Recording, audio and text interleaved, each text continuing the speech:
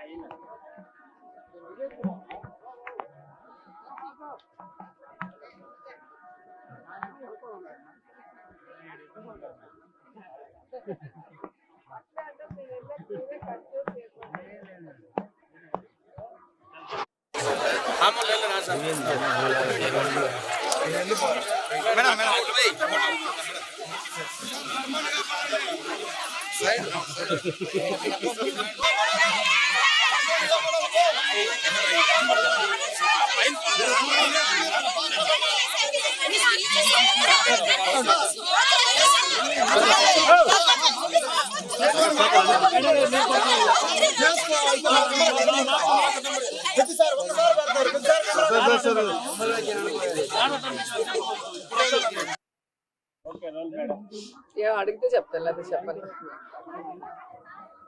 ఎప్పుడు తిరుమలకి వచ్చి వెంకటేశ్వర స్వామిని దర్శించుకున్న స్వామివారి ఆశీస్సులతో రెట్టించిన ఎనర్జీతో ఆరోగ్యంతో మళ్ళీ ప్రజాసేవ చేసే అవకాశం ఉంటుంది. సో అందుకే ఎప్పుడు అవకాశం ఉన్నా భగవంతుడు పిలిచినా వచ్చి దర్శించుకొని వెళ్ళటం మీరందరూ కూడా చూస్తున్నారు.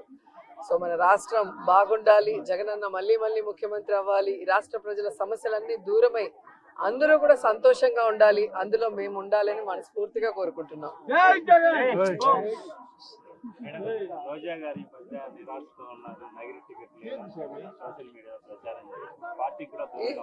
ఈరోజు మీరు పేపర్ తిప్పేసి చూస్తే తెలుస్తుంది. ఎవ్రీ డే గడప గడపకి పల్లె నిద్ర చేస్తూ ఏ విధంగా ప్రజలకి అభివృద్ధి కార్యక్రమాలు భూమి పూజలు చేస్తూ తిరుగుతున్నారో మీరు చూస్తున్నారు.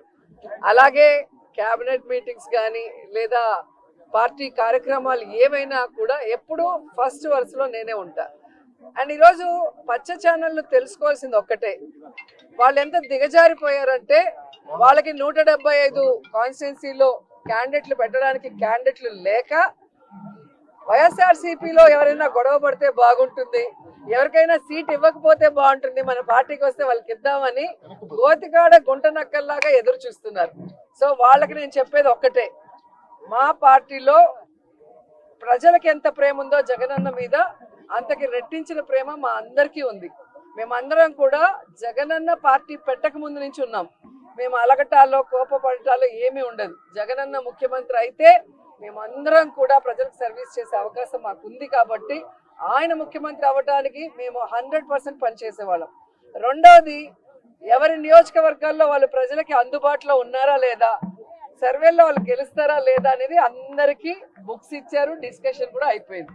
సో ఎవరికైతే ప్రజల్లో తిరగని వాళ్ళకి సీట్లు లేదు అంటే వాళ్ళకి కూడా అవకాశం ఇచ్చారు ఒక 8 monthsగా మళ్ళీ తిరిగి సర్వేల్లో కొంచెం పెంచుకోండి అని. ఎందుకంటే ఎక్కడా కూడా జగనన్న మీద ఎవరికి వ్యతిరేకం లేదు.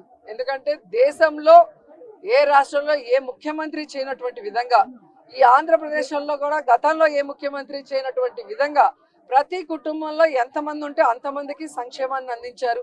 ప్రతి గ్రామ వార్డులకి ఈరోజు అభివృద్ధిని అందించారు. అలాగే వారికి ఆరోగ్యాన్ని అందిస్తున్నారు, వారి బిడ్డలకి ఈరోజు విద్యను అందిస్తున్నారు, ప్రతి ఒక్కరికి గౌరవంగా ఇళ్ల పట్టాలు ఇచ్చి ఇల్లు ఇస్తున్నారు. ఇంతకన్నా ఏ ముఖ్యమంత్రి దగ్గర ఎవరేం కోరుకుంటారు? ఇక్కడ ఎమ్మెల్యేలు కానీ మంత్రులు కానీ ఒకవేళ ప్రజలకు అందుబాటులో లేక సీటు లేకపోయినా ఆల్టర్నేటివ్ వాళ్ళకి జగన్మోహన్ రెడ్డి గారు ఏం చేయబోతున్నారో కూడా చెప్తున్నారు. కాబట్టి అందుకే ఎక్కడ గొడవలు లేవు, ఈ కోపతాపాలు లేవు. అండ్ నా విషయానికి వస్తే నగిరి